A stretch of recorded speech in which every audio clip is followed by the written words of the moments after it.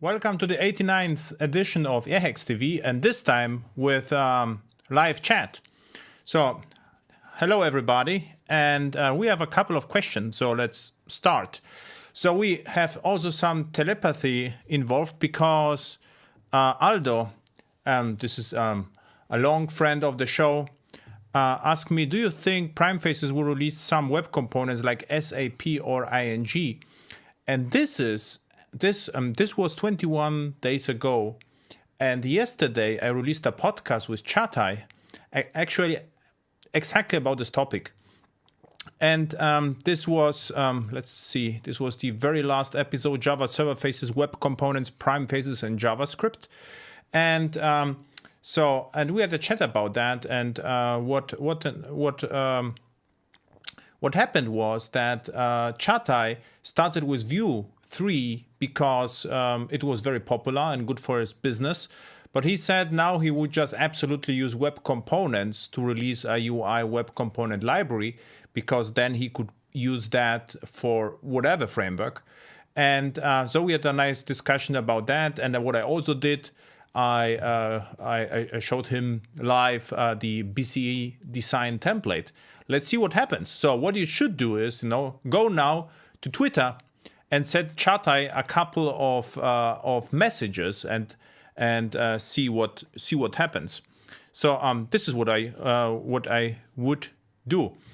And so the short answer, no, not yet. But what should work is, it seems like if you would pick the Vue 3 component, you can wrap it as a web component. So this should work. Next question from Aldo is if the front-end web component. So the question is basically, if we have a secret keys or credentials, where to store them? And they are actually, you can store them in cookies or local storage, or store them, or in JavaScript, just in memory, in variables. So you can use variable, you can use web storage, local storage, and cookies. So and the web storage, it comprises the local storage and session storage. So local storage is global per domain. So it is not a very good idea, or actually a bad idea, to store it there. And session storage is coupled to the window. So you can absolutely use session storage to store your cookie. If you would store your credential in the JavaScript variable and you will reload the page, it will just disappear. So this would be the problem. And you could use cookies, but cookies they won't be supported soon in one point of time. They're not going to be supported by browsers. Third-party cookies, I think HTTPS cookies are still going to be supported, but I personally prefer session storage. But there's a long discussion, where to store the credentials. So the next question. So if you store it in a storage, use the session storage, or you could also, right now, you could also use cookies. So what I usually do, the entire communication with the backend happens in a Vue functions, JavaScript functions, and this is the place where I add the credential to the header or whatever the API is. So, and now you would like to have a proxy in between. This is what I don't get exactly, because what you still have to do is that the client has to be uniquely identifiable. So you need a kind of a session. And this is actually maybe what you are saying here is, it is called OAuth. And the OAuth has a concept of like a session ID and the actual token. So the session ID or the OAuth ID is going to be exchanged to the real thing. So there are actually two tokens, and it seems like you would like to achieve something similar. So you have like an ID which is sent back and forth between your web client and the proxy, and the proxy exchanges the ID with the real thing, with the JSON Web Token, I think. So exactly, this is the JSON Web Token is the real thing, and you can have like I forgot how it is called. It is like this intermediary token, session token, I think it's called. Okay, so and now brute force. So how to prevent brute force? And what you're asking for is rate limiting. So actually, rate limiting, I forgot to look it up. Rate limiting is supported by HA Proxy. Rate limiting, if you search for that, and HA Proxy is actually a So rate limiting, HA Proxy Nginx, rate limiting, and all micro profile applications, like for instance Quarkus or Helidon, Pyara, OpenLiberty, also support rate limiting with the bulkhead pattern. So what bulkhead means is just I only allow 5 concurrent connections and no more. So if you're going to public clouds, like for instance AWS, so the API gateway is in charge of rate limiting and throttling, and also for authentication. So actually the API gateway could talk to Cognito and do the authentication for you on AWS. So and prevent. Wait a sec. This is not entirely answered, and not brute forcing. So this is brute force. So how to prevent brute forcing, right? This is a completely different story, and you will need another service. It is Cloudflare, for instance, or CloudFront from Amazon, because what you would like to have is as many endpoints as you can get. So if someone would, for instance, in a CloudFront or Cloudflare attack you, and there are, let's say, 100 endpoints, it will have to generate, per endpoint a massive load, the denial of service attack. Whereby if you have just one endpoint, it is a lot easier to perform a denial of service attack. Okay, I think it is completely answered, I hope. So I do it a little bit larger here. Oh, perfect.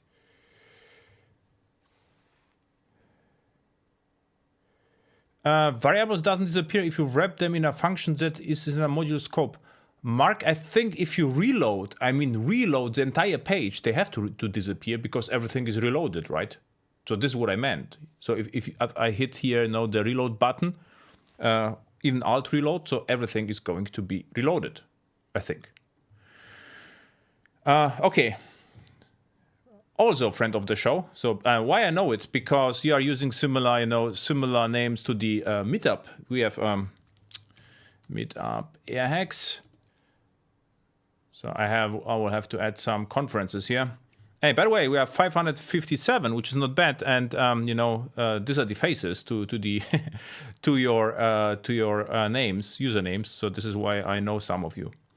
Aldo is happy, so let's proceed with Mr. Wanderer 2097. I think he's born in 97, I would say. So, how to deal with nested object in Redux. So what Redux is like a singleton, which is a hash map, which a singleton which wraps a hash map, and hash map contains other hash maps. So the question is how to reuse the other hash maps, and you ask about the reducers. So what I usually do is I'm passing the payload from the action to the reducer, and if in I would say 80% of all cases there is nothing to do for the reducer, so the object is just attached to the slot, and the reducer is almost empty. It looks like state.address equals payload, and then it's set.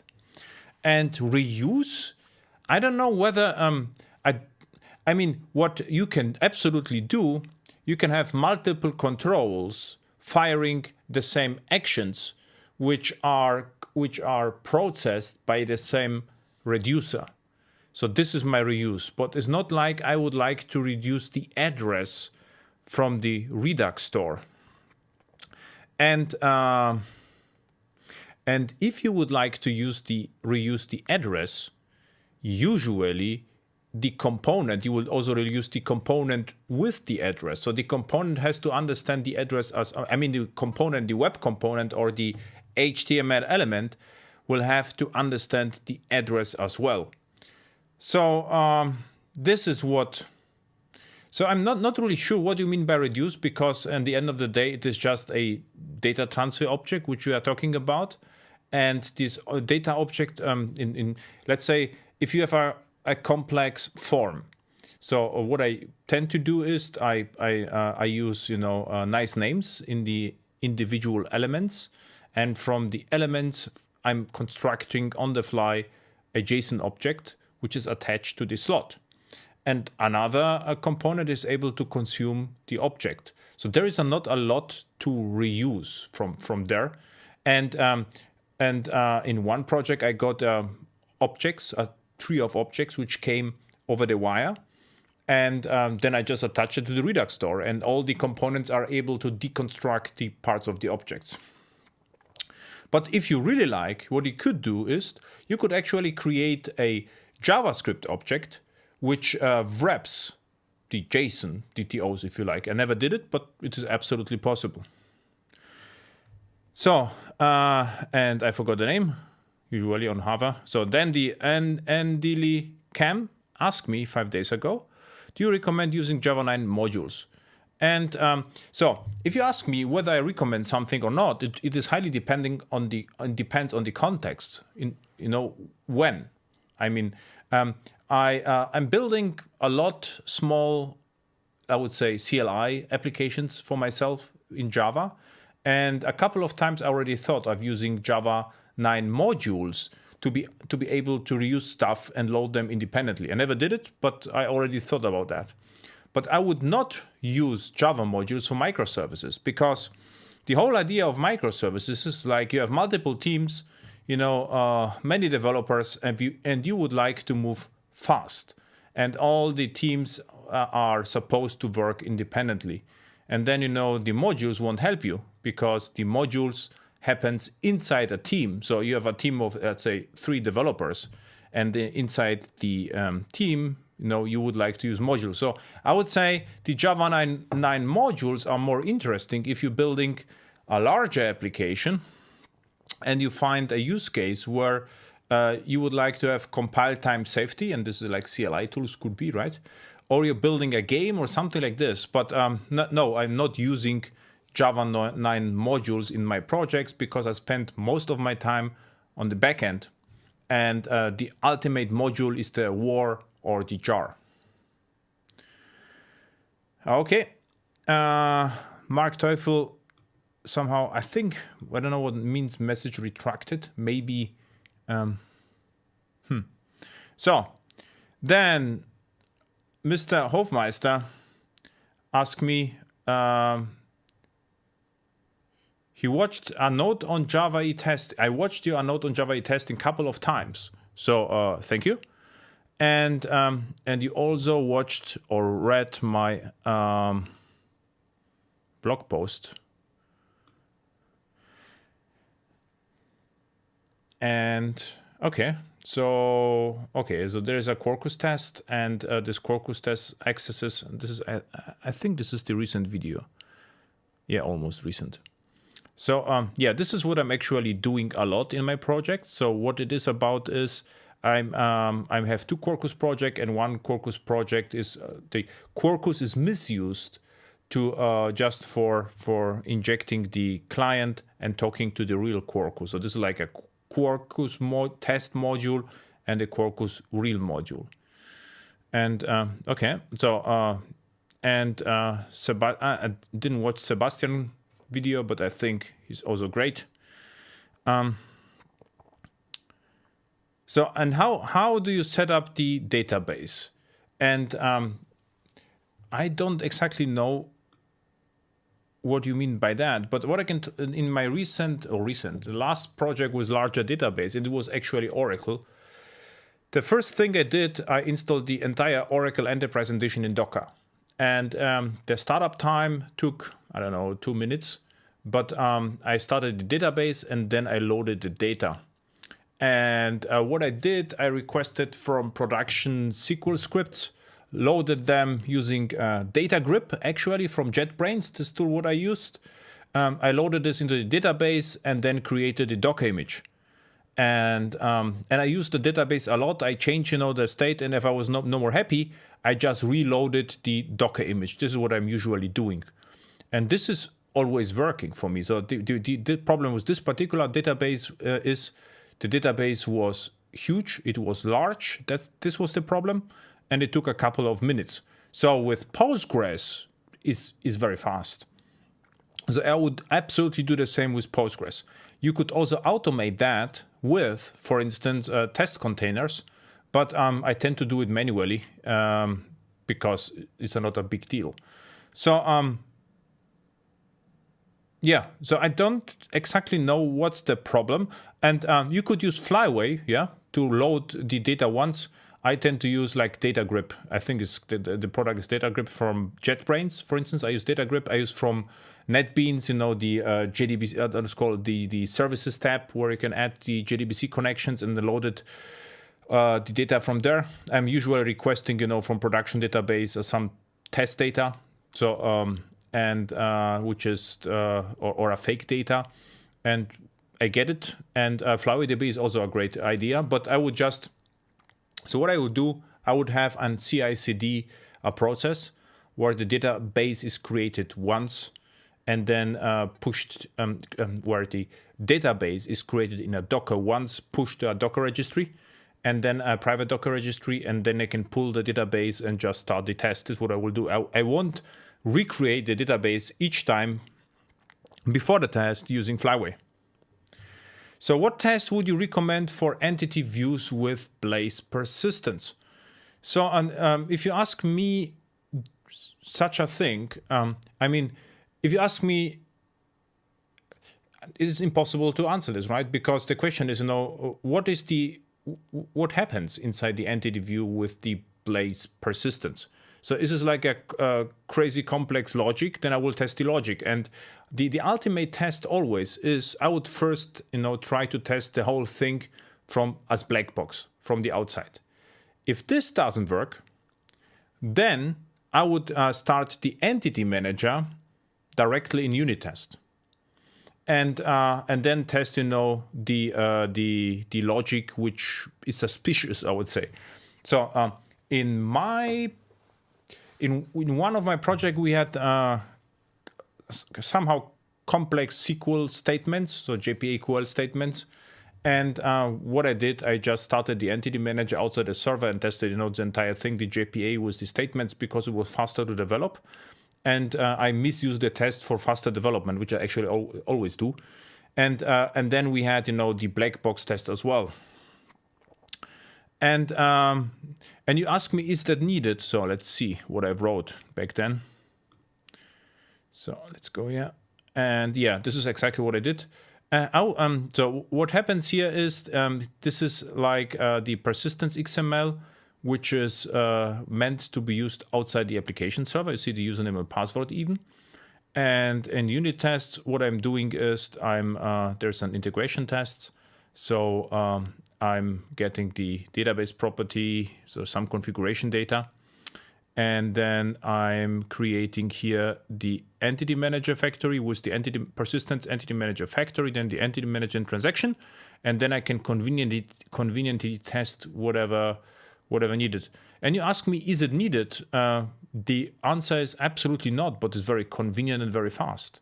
So this is actually all you need, and you can access whatever database you like. So in this scenario, how this would work is you could start your database in a Docker container with prepared data, like data capsule. Then you can fire up this test, which goes directly to the database. You can iterate very fast. These are unit tests without the application server, just the entity manager. And the ultimate test, I actually don't care about that. It's the black box if you go from outside. What I see, which I don't believe at all, are tests with mocked out entity manager. This is what I don't get. I mean, if you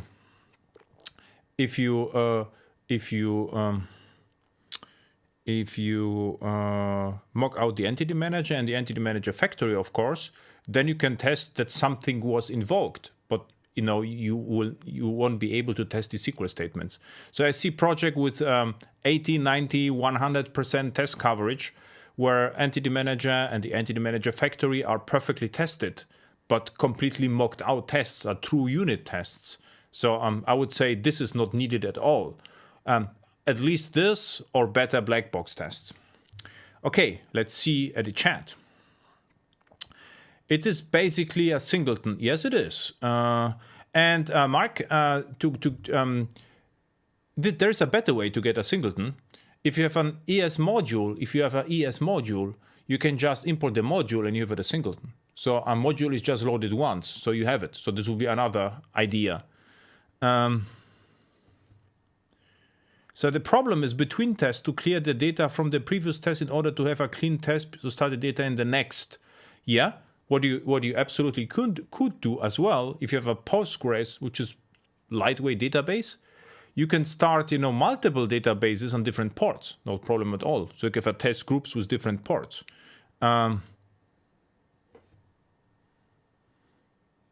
Yeah. And Mark says it will not disappear. You can import the object on each page load. I mean, if you reload the entire thing, the JavaScript is also reloaded. So regarding the entity manager setup is a question if this is needed with Quarkus. Needed with, what do you mean by needed? What you could do with Quarkus, you can have an integration test, and instead of doing this, you could inject the entity manager to the test. So if I write here the Quarkus test, so I could inject the entity manager. This is what I could do with Quarkus. So I can get rid of the 3 lines because Quarkus would configure with microprofile config. So this would be simpler. So it is not needed, but it is convenient, I would say. Because tests. I mean, I'm writing tests because something is hard to develop. So like SQL statements and so forth, and then you could do this. Then you don't have to start the application server, right?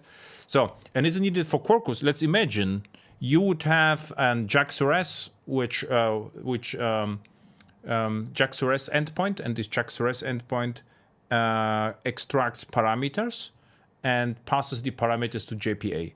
So now, to test that, the entity manager would be not that easy because you will always have, to send the JAX-RS request to test the JPA parameters. And maybe it is not, entirely possible to test all edge cases. In this particular case, this would be simpler. So this is what I'm talking. Okay. So migrating from applications that use JSF and user profiling in HTTP session scope bean to help with web components, React, or any other JavaScript framework. So if you session scoped, so you can replace the session scope with JSON Web Token because you can store in JSON Web Token whatever you like, actually. So if this was the answer. Yeah, you can inject the entity manager in Quarkus. Because V4MPYYY, because in Quarkus you can inject whatever you like in test. So in test you get the full dependency injection, so you can make it a little bit easier, but I don't care. So in this particular case you can do this or just use Quarkus. Okay, so let's see. So, if you ask me, would you write a test for each and every property and its annotation for an entity? No, we have not enough time. So what I will, my test coverage in commercial project is not that great. I would say 30-40% usually. But what we do, we focus on black box tests. And not null, min, max. If I would write, tests for not null, min, and max, at the end of the day, what I'm testing is whether, the bin validator is working properly, right? And what I always will do, I will test the composite validations. So if I have multiple attributes, whether, the address is valid. So you can have, I think it's called composite validators in bin validation. But this, if you write it properly, if you write it in a simple way, you can just write a unit test for the validator and then use it. So yeah. So I would say don't be dogmatic.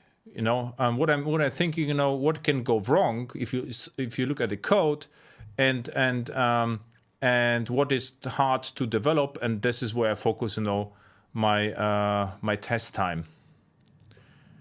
And by the way, if you're interested in testing, maybe you should look at test pyramid. Yeah, there's a unit testing considered harmful. A nice episode with Alexei Golub. And interesting is the Alexei is .NET developer. And so we had a nice chat, because I was curious how they are thinking about testing. It is very similar. So, and V4MPYYY triple I ask me, I think you test if you have annotated the entity property with the right annotations. Yes. By the way, what you absolutely can do is add bean validation test. I hope. Yeah.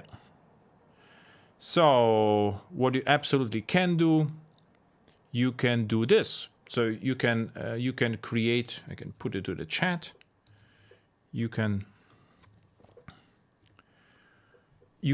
create the validator factory, the bin validator, and then this is what I meant. I have a workshop entity, and then I pass the entity here to the validator, and if there are no violations, it validated this correctly. So this is what you can always do, and this is what I meant is by the harder, more complex validations. So this is what I can do. Yeah.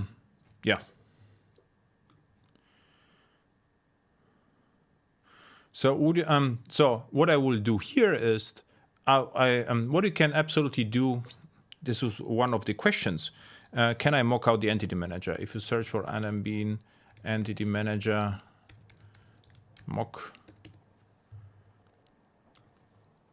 So what I did is I mocked out the entity manager just to show that it's actually possible. So let's go to this. So this is the entity manager. Let's make this a little bit smaller. Larger is better. So you can mock out the query, then pass the query here to the or to tell the query if someone asks for results, return the results, and you can unit test the entire entity manager, which is, by the way, completely pointless. Because what they are doing here, you are just saying if someone invokes this, return this, and you can absolutely do this. But what I would prefer is to use the real thing and go against the database and see whether the mapping is working, whether the SQL queries are generated correctly, and maybe get even some idea about the performance. Okay. How do you measure the code coverage with Quarkus and system tests? Actually, Quarkus ships already with code coverage. Code coverage Quarkus, and I didn't try that yet, but it has to work. If not, you can always start Quarkus with the Jacoco agent, and then if you kill Quarkus, you get the Jacoco exec file. And with Quarkus, it's even easier, because I would just start my black box test, then kill the Quarkus, and get the Jacoco exec, and then I have my test coverage. So this is what you can do. I did it the last time with Whitefly. Very wise. I try to keep the deployments as lean as possible. And the question is, so what I said once, what you can have Apache Poi, whatever, and you can have like a layered deployment. So because application servers are coming with class loaders, you can put your libraries to a specific folder, and this is and then your application logic to wars. So Quarkus has like unified class loader, or a single class loader, or I think two class loaders, but not as what EARS and wars did. So in the in the Quarkus case, what I would do is, or there's nothing to do, because if you take a look what Quarkus does behind the scenes, if you build a Quarkus application, it already separates the lib folder from the application logic. So this is what Quarkus does out of the box. So there's actually nothing to do. And usually, if you would use Docker, so this is where it will pay off, is you will have the lib layer with the jars and the business logic layer with the business code, and Docker will recognize the difference and create the layers for you. Interestingly, because I mentioned layers, so in one project we use Quarkus with Lambda, so AWS Lambda, so you can actually implement Java AWS Lambda in Java, and Lambda supports layers. This is the name layers, so you can put your base logic as a layer and ship the layer above as the application logic. So you can absolutely do this. And we need a CLI tool to find your post without having to Google it. I already thought about that, Aldo. And because it is almost done, let's, I think it's called, wait a sec. If you go to blog, and we need the full thing, and a number of posts. So this is the archive, and this is static page. So I already have a structure. I could actually implement that if I had a little bit of time to have a CLI tool, no kidding, or an app which searches in the full text search in the database. So this would be doable. And I thought, the last year would be more quiet, but the contrary was true. So there were lots of requests, but there's still, Adam Bean blog pad, and this thing is meant to replace, my blog engine, which is Apache Roller, and then we could do this. Why not? Okay. V4MP triple Y says, I have one left. What tests would you write for a Quarkus-based service with Blaze persistence views? I don't know what's specific with the Blaze persistence views. So just say me why you see them differently to JPA, or give me a link, because I cannot imagine what's the difference to complex JPA queries. Okay, this is now task to you. Okay, this was the session with exactly. This was the session with Chatai. Just because I didn't want it to forget it, so I just documented that. And now Mr. Anbu Sampath asked me, recently I was looking at various Jakarta components implemented by servers, then found out, and this is, by the way, interesting question, underlying NIO libraries like Grizzly, XNIO, Apache Mina, and Netty. I know Netty is popular among them. Read blog post that Underflow 3 wants to replace XNIO with Netty as well. Do you think we need to give some focus on Jakarta space for underlying frameworks other than API spec? Idea I had in mind only if need simple servlet. So what you are thinking about is what you would like to have is like a servlet-based servlet framework with replaceable runtimes. So what I have to say is that mostly in my projects, or in Mouse project in Jakarta E, servlets are not that popular. If you take a look at JAX-RS, for instance, most of the JAX-RS implementations actually don't using servlets anymore. So I would say, and now is the question, because what you say, not needed full Jakarta E web profile. So why not? This is the question, right? Because there should be a reason not to use, the entire Jakarta EU web profile. Is it too slow, too large, too complex? So what's the problem with that? Does it start too slow or something. There should be a problem, because if I just get a servlet engine, what to do with it? I don't have dependency injections, nothing, right? And if I start with dependency injection and CDI, so I get already a huge part of the Jakarta E, right? Then bin validation is not bad. So another thing, right? JPA, another thing. So I would even argue that the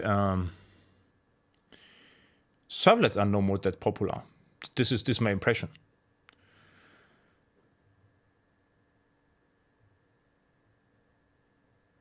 Okay, V4MP triple Y, or what it can do. So I would say, and servlets were never the problem. They are crazy fast, whatever you're using behind the scenes. So the question is, what you would like to achieve with your optimization. This would be interesting part. And most of the application servers or runtimes, the modern one, they are reactive already, like Quarkus and Helidon. So okay, so let's see. Blaze persistence views. Blaze persistence views.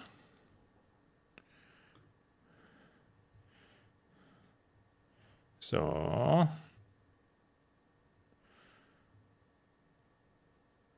and there's the view manager, and let's so we have the entity view manager, and now I would like to see the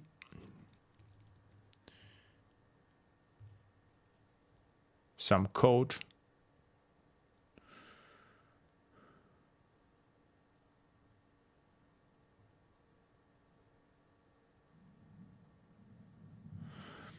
Do you think GraphQL could be another, probably Jakarta API?